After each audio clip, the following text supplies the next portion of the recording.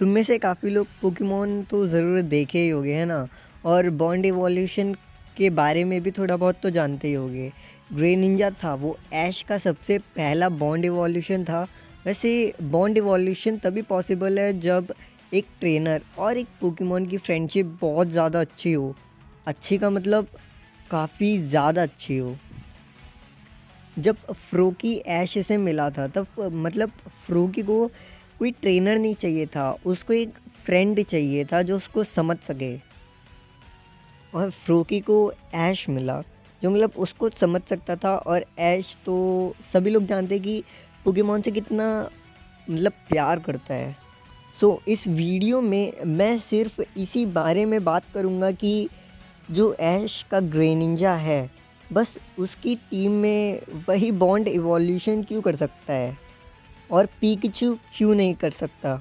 May be तुम लोगों में से बहुत लोगों ने ये सोचा होगा, अगर ऐश और ग्रेनिंजा की बॉन्डिंग इतनी अच्छी है तो ग्रेनिंजा उसकी हेल्प से मतलब उस बॉन्डिंग की हेल्प से बॉन्ड इवोल्यूशन कर सकता है। और पीकाचू और ऐश की तो बॉन्डिंग ग्रेनिंजा से भी ज़्यादा अच्छी है, लेकिन पीकाचू बॉन्ड इवोल्यूशन क्यों नहीं कर सकता। मेरे पास दो रीज़न्स हैं कि ऐश का ग्रेनिंजा बॉन्ड इवॉल्व क्यों हो सकता है। अगर तुम देखो तो बॉन्ड इवोल्यूशन एक तरह का मेगा इवोल्यूशन ही होता है, जिसमें एक ट्रेनर पोकेमॉन से इंटरकनेक्ट होकर उसको मेगा इवॉल्व या बॉन्ड इवॉल्व कर सकता है ना। अगर मान लो कोई और ट्रेनर ग्रेनिंजा को मेगा इवॉल्व कराए तो वो मेगा ग्रेनिंजा कहलाएगा, ना कि इस स्पेसिफिक बंदे का ग्रेनिंजा। ऐश का जो ग्रेनिंजा था वो बाकी ग्रेनिंजा से अलग था, इसलिए उसका एक स्पेसिफिक नेम पड़ा, थोड़ा यूनिक था, जो था एशिस ग्रेनिंजा। क्या पता ग्रेनिंजा के पास एक एबिलिटी हो बॉन्ड इवोल्यूशन की, या ग्रेनिंजा ऐश को ही अपना सब कुछ मानता है इसलिए ये बॉन्ड इवॉल्व पॉसिबल है। तो फिर पीकाचू क्यों नहीं, है ना? पीकाचू क्यों नहीं कर सकता? मतलब वो भी तो ऐश को समझता है, सब कुछ मानता है, तो फिर क्यों नहीं पीकाचू बॉन्ड इवॉल्व कर सकता है, पूछता है भारत। वेल मेगा इवोल्यूशन या बॉन्ड इवोल्यूशन के लिए ज़रूरी है एक पोकेमॉन का लास्ट स्टेज पे होना, जहाँ पे ग्रेनिंजा उसके लास्ट स्टेज में ही होता है, जो फ्रोकी, फ्रॉगेडेयर और फिर ग्रेनिंजा। और पीकाचू जो सिर्फ सेकंड स्टेज में ही होता है, जो कि इम्पॉसिबल है उसको मेगा इवॉल्व करने का। अगर उसको मेगा इवॉल्व होना है तो राइचू का वैसे कोई मेगा इवोल्यूशन नहीं है, मतलब पीकाचू के इवोल्यूशंस का भी कोई मेगा इवोल्यूशन नहीं है।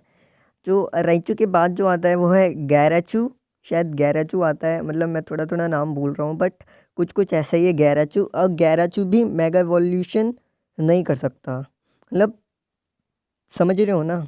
समझ रहे हो?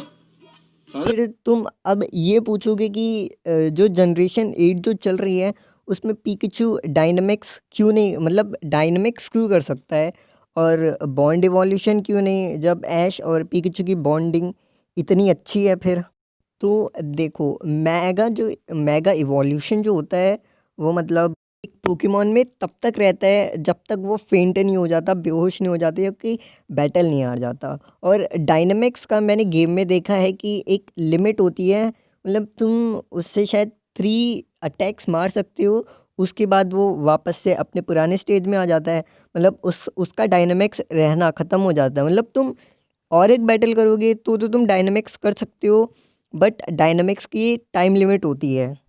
और वहीं पर मेगा इवोल्यूशन की कोई लिमिट नहीं होती, जब तक तुम्हारा पोकेमॉन फेंट ना हो जाए और वो वापस से उसकी पुरानी स्टेज में ना हो जाए फेंट हो करके। तो आई होप कि तुम्हें ये थ्योरी अच्छी लगी होगी और शायद समझ में भी आ गई होगी। ये मेरा फर्स्ट टाइम था एक पोकेमॉन की theory banana, and I hope कि आई मीन ठीक ठाक ही गई होगी। मतलब फर्स्ट अटेम्प्ट तो इतना कुछ खास था नहीं, but still I hope so. मैं बस लास्ट में यही कहना चाहूँगा, अगर फिर तो मुझसे कोई गलत मतलब कोई गलत थ्योरी बन जाती है तो फिर तुम मुझे, मतलब कहीं पर गलती हो जाती है तो फिर तुम मुझे ऑफ कोर्स कमेंट सेक्शन में बता सकते हो कि मतलब मैंने यहाँ पे कुछ गलत कह दिया। So I will apologize and I will try to improve it in the next video.